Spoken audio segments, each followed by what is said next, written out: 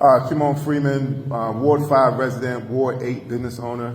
My question is this. Actually, let me start with saying that Martin Luther King famously said that they have socialism for the rich and capitalism for the poor.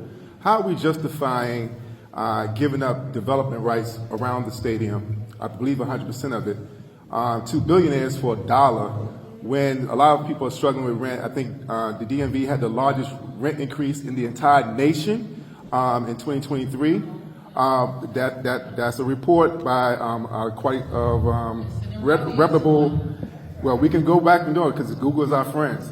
Not when it's coming from a multinational corporation that report the news.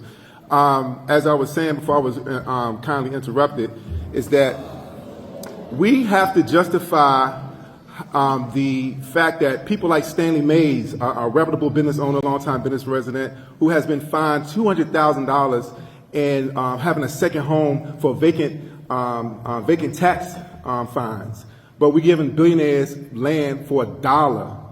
And I want to understand, how are we going to reconcile that? Because the math is not mathing. My studio's on Martin Luther King Avenue. There's a business called the Flower Shop that's been on my block vacant for over 2 or 3 decades, and I know they haven't been fined. So obviously there's some biased tax application in the Office of Tax and Revenue when it comes from businesses to residents. So how is someone like Stanley Mays going to lose his home because of vacant property taxes, and we giving land to billionaires for $1? Why isn't the Office of Racial Equity involved with this to make sure we get an equitable deal? Why isn't people like the Douglas Community Land Trust involved with some percentage of that development to make sure we get an equitable deal and not just continue to, as Martin Luther King said, have socialism for the rich and capitalism for the poor? Where is the mathing for the people of Washington, D.C. in this deal?